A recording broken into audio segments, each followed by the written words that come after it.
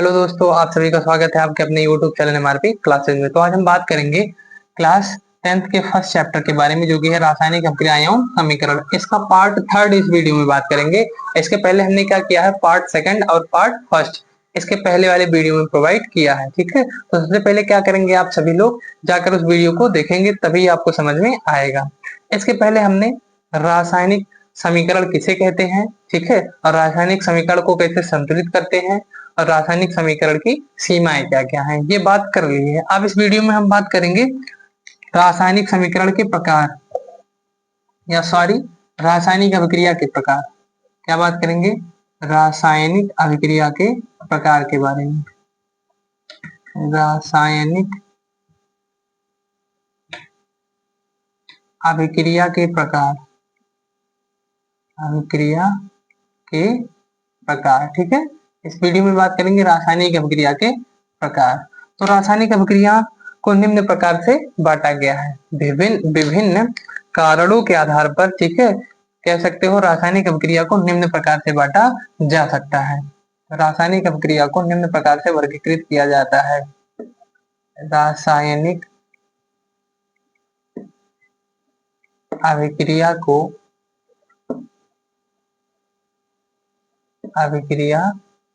निम्न प्रकार से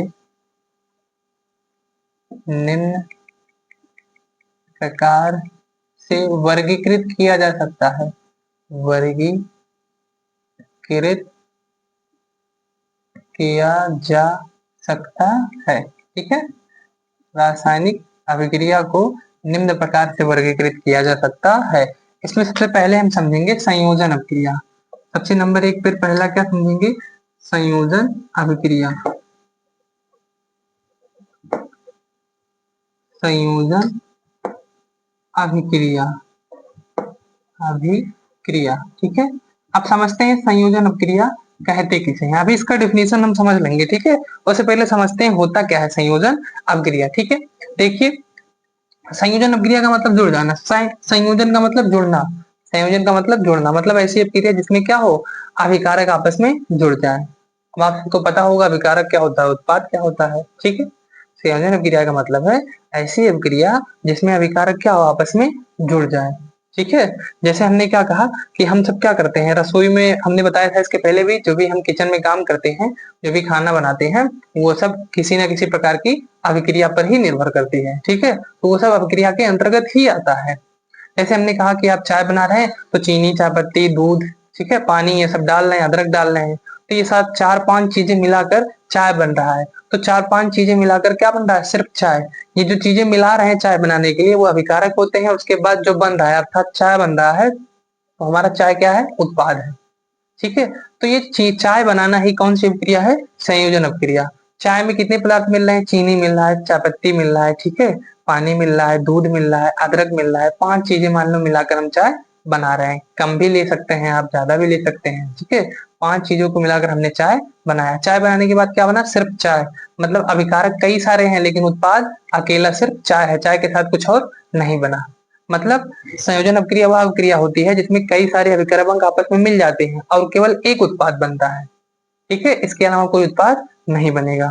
तो हम इसका डिफिनेशन लिखते हैं, वह रासायनिक अभिक्रिया, वह रासायनिक अभिक्रिया, अभिक्रिया, वह रासायनिक अभिक्रिया जिसमें जिसमें दो या दो से अधिक, दो या दो से अधिक, दो या दो से अधिक पदार्थ, दो या दो से अधिक पदार्थ आपस में आपस में संयोग कर आपस में संयोग कर एकल उत्पाद का एकल उत्पाद का निर्माण करते हैं। एकल उत्पाद का निर्माण करते हैं, संयोजन अभिक्रिया कहलाती है। संयोजन अभिक्रिया कहलाती है। कहलाती है। ठीक है, संयोजन अपक्रिया का मतलब है जिसमें दो या दो से अधिक पदार्थ आपस में मिल जाए और केवल एक उत्पाद बने, तो इस अपक्रिया को हम क्या कहेंगे, संयोजन अपक्रिया। सिंपल सा है, जैसे हमने कहा, आपने क्या लिया, चीनी, चाय पत्ती, ठीक है, चाय बनाने के जो भी सामान थे सब ले लिया, सब मिलाने के बाद क्या बन रहा है, सिर्फ चाय बन रहा है, मतलब केवल चाय ही बन रहा है, इसके साथ कुछ और थोड़ी ना बन रहा है।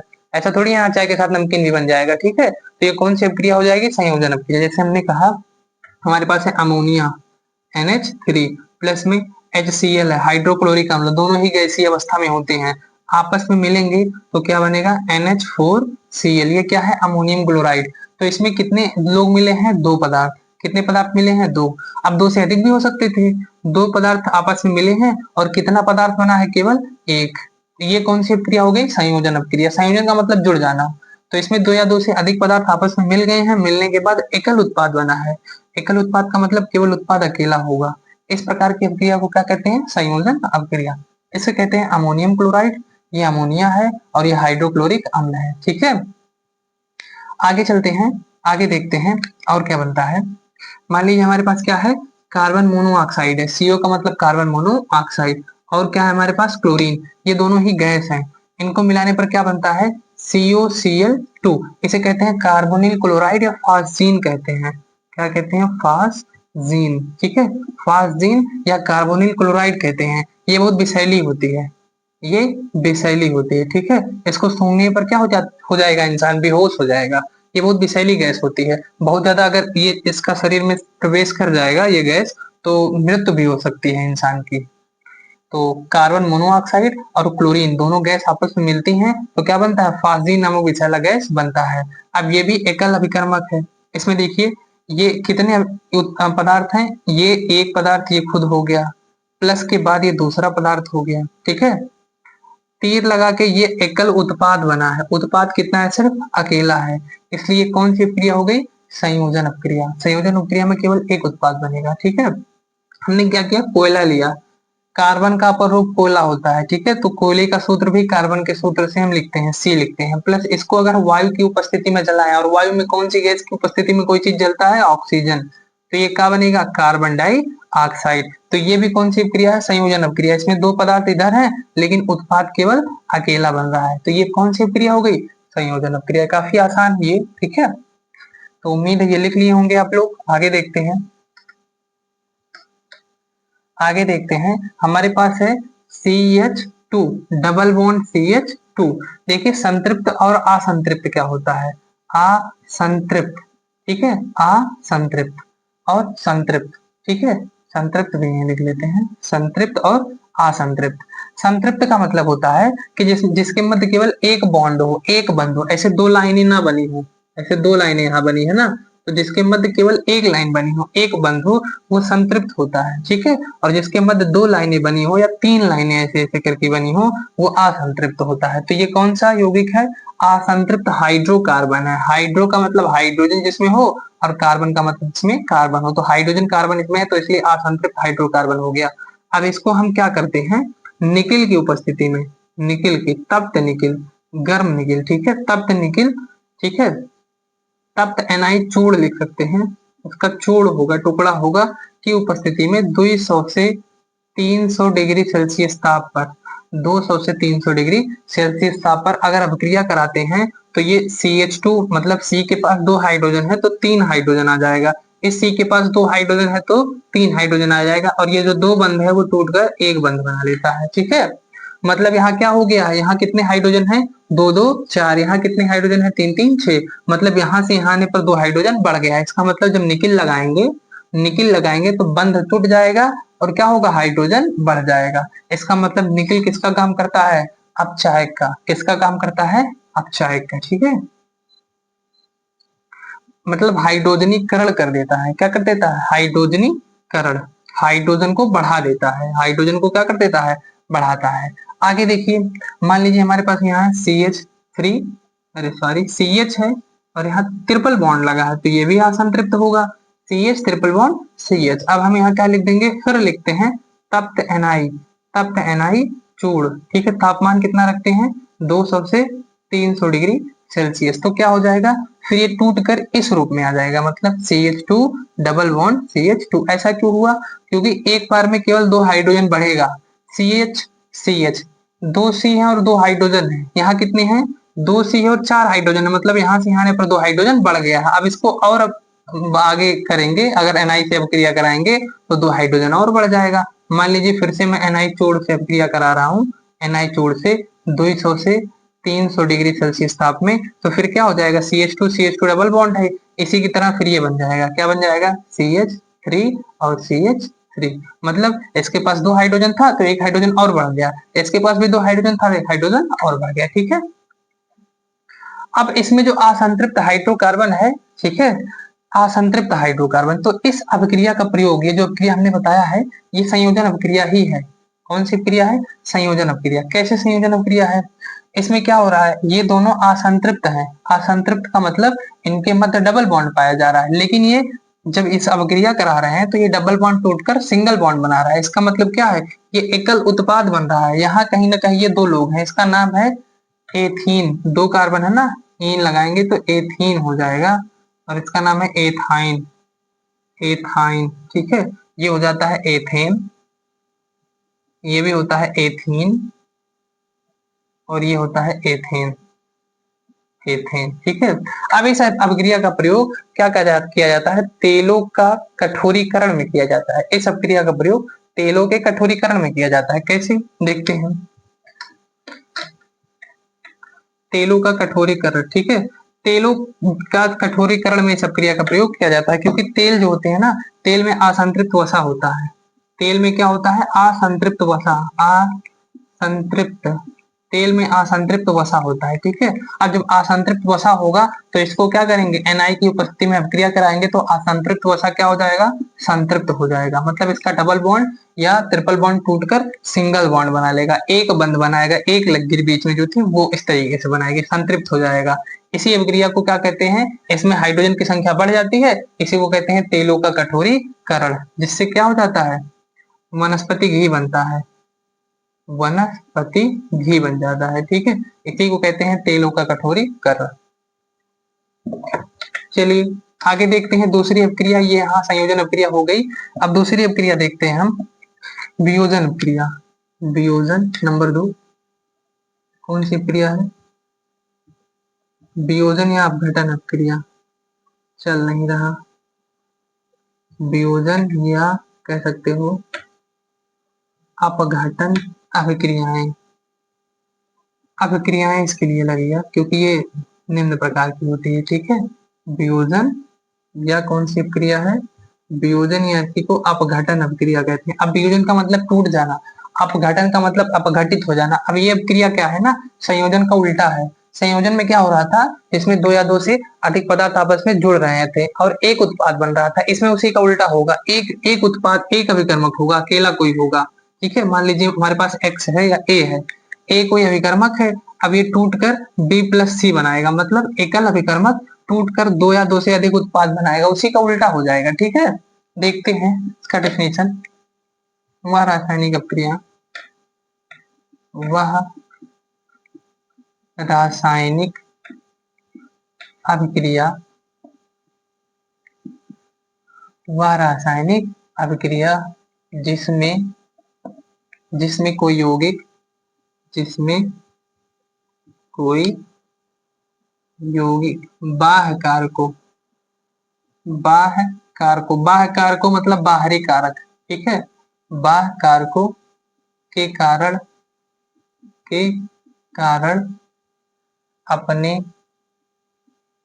अवयवी, अवयवी तत्वों या यौगिकों, या लघु यौगिकों मतलब छोटे छोटे यौगिकों, लघु यौगिकों में वियोजित हो जाते हैं, टूट जाते हैं, टूट जाते हैं।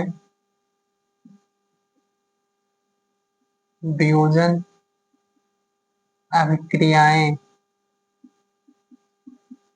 कहलाते हैं, कहलाती है। कहलाती है। ठीक है, इसका मतलब क्या है, वह रासायनिक अपक्रिया जिसमें कोई यौगिक, ऐसा कोई यौगिक होगा, मान लीजिए हमारे पास यौगिक है CaCO3, एक प्रकार का यौगिक है कैल्शियम कार्बोनेट। अब क्या होगा, किसी बाह्य कारण से, किसी भी कारण से, मान लीजिए उष्मा की उपस्थिति में, किसकी उपस्थिति में, उष्मा मतलब ताप दोगे तो ये टूट जाता है, किसमें, कैल्शियम ऑक्साइड और कार्बन डाइऑक्साइड की उपस्थिति में टूट जाता है, मतलब अवयवी तत्वों या यौगिकों में टूट जाता है। इसका मतलब ये जिससे मिलकर बना है उसी में टूट जाता है। तो ये टूट गया ना, तो इसी को हम क्या कहते हैं, वियोजन अपक्रिया। अब ये वियोजन अपक्रिया क्या लग रहा है, अगर इसको यहाँ लिखकर और इसको यहाँ लिख दे तो ये संयोजन अपक्रिया हो जाएगा। मतलब वियोजन अपक्रिया संयोजन अपक्रिया का विपरीत होता है या उल्टा होता है। ठीक है, एक तरीके से इसका डिफिनेशन हम लिख सकते हैं कि वह रासायनिक अपक्रिया, वह रासायनिक अपक्रिया, वह रासायनिक अभिक्रिया जिसमें जिसमें एकल अभिकर्मक, जिसमें एकल अभिकर्मक, अभिकर्मक का मतलब समझ रहे हैं, अभिकर्मक, जिसमें एकल अभिकर्मक टूट कर दो या दो से अधिक पदार्थ, वह रासायनिक अभिक्रिया जिसमें एकल अभिकर्मक दो या दो से अधिक पदार्थों में टूट जाता है, ऐसे लिखते हैं, अभिकर्मक दो या दो से अधिक पदार्थों में टूट जाता है। ठीक है, उसे क्या कहते हैं, उसे वियोजन या अपघटन अभिक्रिया कहते हैं, उसे वियोजन अभिक्रिया कहते हैं, अभिक्रिया कहते हैं। ठीक है, ये डिफिनेशन हो जाएगा, या करके इसको लिखते हैं, दोनों में से कोई एक लिख सकते हैं। ठीक है, आप दोनों भी लिख सकते हैं। अब चलिए इसको हम समझते हैं कौन सा वियोजन अपक्रिया होता है। वियोजन अपक्रिया निम्न तीन प्रकार का होता है, वियोजन अपक्रिया निम्न तीन प्रकार का होता है। हमने यहाँ लिखा है बाह्य कारकों, ठीक है, हमने यहाँ लिखा है बाह्य कारकों, तो कुछ बाहरी कारक होते हैं जिसके कारण ये वियोजन अपक्रिया होती है। जैसे उष्मा होता है, क्या होता है, उष्मा होता है, सूर्य का प्रकाश होता है, और क्या होता है, विद्युत धारा होता है। ठीक है, तो चलिए देखते हैं वियोजन अपक्रिया के प्रकार, वियोजन या अपघटन अपक्रिया के प्रकार। यहाँ लिखते हैं वियोजन या अपघटन अपक्रिया के प्रकार। वियोजन या अपघटन अभिक्रिया के प्रकार, अभिक्रिया के प्रकार। ठीक है, वियोजन या अपघटन अपक्रिया के प्रकार। तो वियोजन या अपघटन अपक्रिया निम्न प्रकार की होती है, वियोजन या अपघटन अभिक्रिया निम्न तीन प्रकार की होती है, अभिक्रिया निम्न तीन प्रकार की होती है, ठीक है, सबसे पहला क्या है, सबसे पहला है ऊष्मीय वियोजन। क्या है, ऊष्मीय वियोजन। ठीक है, सबसे पहला क्या है, ऊष्मीय वियोजन। दूसरा क्या है, प्रकाश वियोजन, प्रकाश वियोजन। और तीसरा क्या है, विद्युत वियोजन, विद्युत वियोजन। तो वियोजन अपक्रिया कितने प्रकार की, तीन। पहला क्या है, ऊष्मीय वियोजन, दूसरा क्या है, प्रकाश वियोजन, और तीसरा क्या है, विद्युत वियोजन। अब एक एक करके तीनों को हम समझेंगे। ठीक है, ये भी मिटा देते हैं। सबसे पहला है ऊष्मीय वियोजन,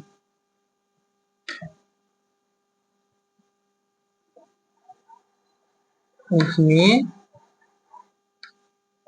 वियोजन कौन सी क्रिया, ऊष्मीय वियोजन। वह रासायनिक अपक्रिया जिसमें कोई यौगिक ऊष्मा के द्वारा अपघटित होकर या टूटकर दो या दो से अधिक तरल पदार्थों में परिवर्तित हो जाता है, ऊष्मीय वियोजन कहलाता है। इसका एग्जाम्पल क्या है, CaCO3। CaCO3 को अगर हम ऊष्मा देते हैं, क्या देते हैं, ऊष्मा। ठीक है, तो ऊष्मा देने पर ये क्या हो जाता है, CaO कैल्शियम ऑक्साइड प्लस में CO2 calcium dioxide carbon dioxide बनाता है। तो ये कौन सा वियोजन है? ऊष्मीय वियोजन। ठीक है, ऊष्मा की उपस्थिति में टूटता है। किसकी उपस्थिति में? ऊष्मा की उपस्थिति में। तो कौन सा वियोजन हो गया? ऊष्मीय वियोजन। या फिर सिर्फ ऊष्मा यहाँ लिख देते हैं, सिर्फ यहाँ ऊष्मा लिख देते हैं, ऊष्मा। तो ये कौन सा वियोजन हो गया? ऊष्मीय वियोजन। अगला है FeSO4, FeSO4 फेरस सल्फेट। ठीक है, इसको अगर ऊष्मा देंगे तो ये किसमें टूट जाएगा? Fe2O3 में, प्लस में SO2 प्लस में SO3। फेरिक ऑक्साइड है, ये फेरस सल्फेट है, ये फेरिक ऑक्साइड है। ठीक है, और ये क्या है? सल्फर डाइऑक्साइड है, और ये क्या है? सल्फर ट्राइऑक्साइड है। ठीक है, फेरस सल्फेट फेरिक ऑक्साइड है। ये हरा रंग का होता है, ये भूरा रंग का होता है। फेरस सल्फेट, फेरस सल्फेट, इसका रंग कैसा होगा? हरा। ये क्या है? फेरिक ऑक्साइड, फेरिक ऑक्साइड, इसका रंग कैसा होगा? भूरा। ठीक है, और ये क्या है? सल्फर डाइऑक्साइड, और ये क्या है? Sulphur trioxide. ठीक है, अभी चूंकि इक्वेशन बैलेंस नहीं है, ये इक्वेशन बैलेंस नहीं है, हमने इसके पहले बैलेंसिंग सिखाई है। अगर आपको पता होगा तो आप आसानी से बैलेंस कर सकते हैं। आप क्या करेंगे? इस इक्वेशन को कमेंट में बैलेंस करके कमेंट करेंगे। ठीक है, तो ये क्या हो जाएगा? देखिए हमारा क्या है? ये FeSO4 एकल अभिकर्मक है, ये टूट जा रहा है उष्मा की उपस्थिति में। उष्मा क्या है? बाह्य कारक है, बाह्य कारक की उपस्थिति में टूटकर दो या दो से अधिक उत्पाद में परिवर्तित हो जा रहा है। तो इसे क्या कहते हैं? वियोजन अपक्रिया। क्योंकि ये उष्मा की उपस्थिति में टूटा है, इसलिए उसमें वियोजन अपक्रिया है। लिखते हैं वह रासायनिक अपक्रिया, वह रासायनिक अभिक्रिया जिसमें कोई यौगिक, कोई यौगिक, जिसमें कोई यौगिक उष्मा के द्वारा, उष्मा के द्वारा, जिसमें कोई यौगिक उष्मा के द्वारा अपघटित होकर,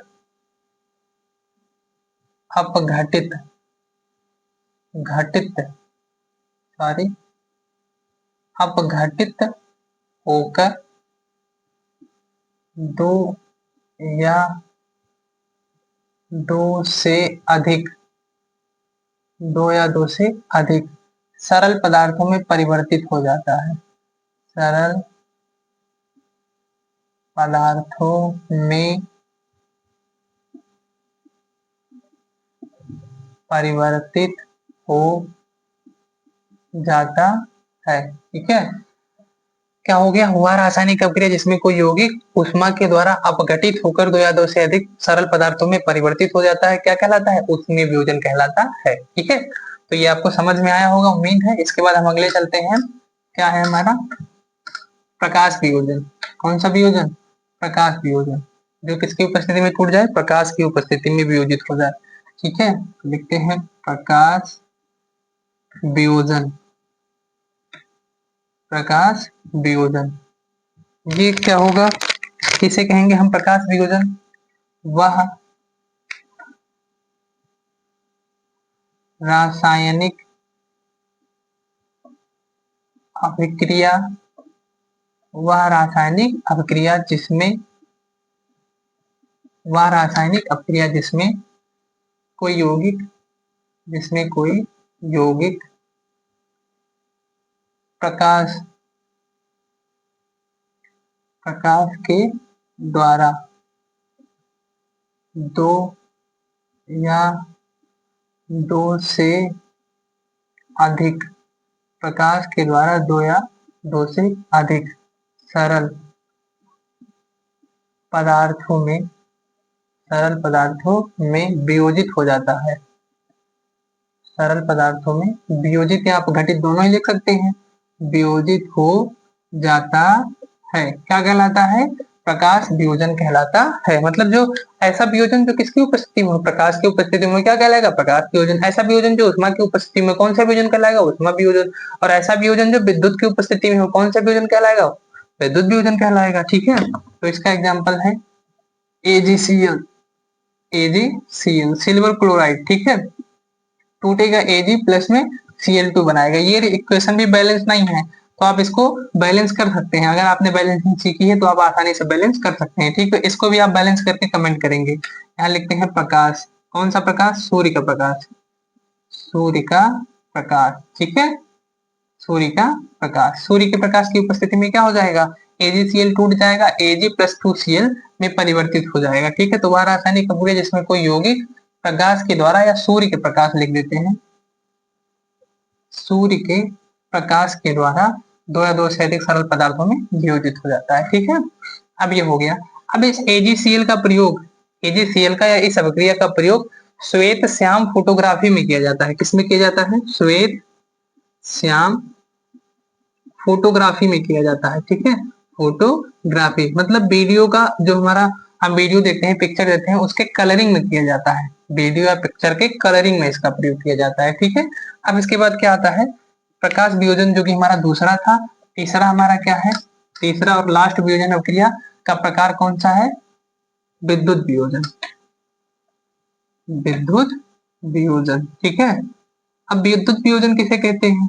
विद्युत वियोजन किसे कहते हैं? वह रासायनिक अपक्रिया जिसमें कोई यौगिक विद्युत के द्वारा दो या दो से अधिक सरल पदार्थों में वियोजित हो जाता है, विद्युत वियोजन कहलाता है।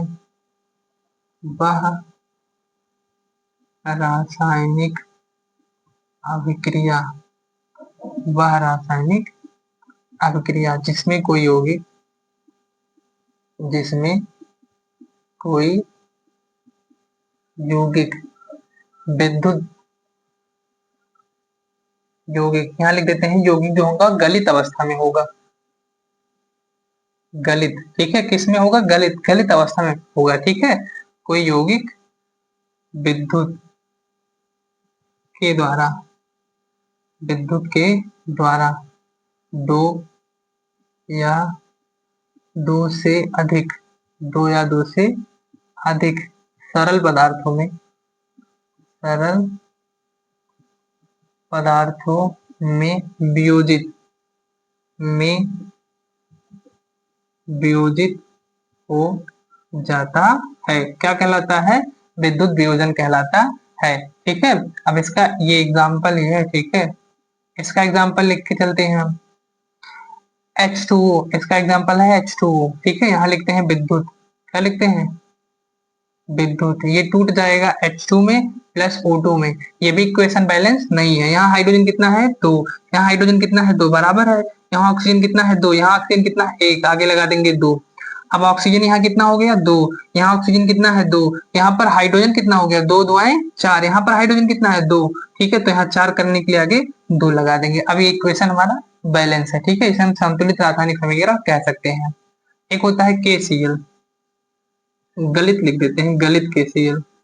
कौन सा KCl है? गलित KCl। ठीक है, किसकी उपस्थिति में? विद्युत की उपस्थिति में। किसमें टूटेगा? K+Cl2, K+Cl2। ये भी इक्वेशन बैलेंस नहीं है। एक Cl, लेकिन यहाँ 2 Cl है, तो यहाँ आगे अगर हम 2 लगा देंगे तो 2 Cl बैलेंस, लेकिन K यहाँ 1 है और यहाँ K 2 है, इसलिए यहाँ 2 लगाएंगे। ठीक है, ये भी इक्वेशन बैलेंस हो गया। ये इक्वेशन बैलेंस नहीं है, ये भी कर लेते हैं। आप इसको क्या करेंगे? कमेंट करेंगे। ठीक है, बैलेंस करके आप सभी लोग क्या करेंगे? इसको कमेंट करेंगे। तो इस वीडियो में यहीं तक रहने देते हैं। आगे है अगली अभिक्रिया, जो है हमारी कौन सी है? अगली अभिक्रिया है विस्थापन अभिक्रिया। कौन सी अभिक्रिया? विस्थापन अभिक्रिया। तो अगले वीडियो में इसको समझेंगे। ठीक है, धन्यवाद।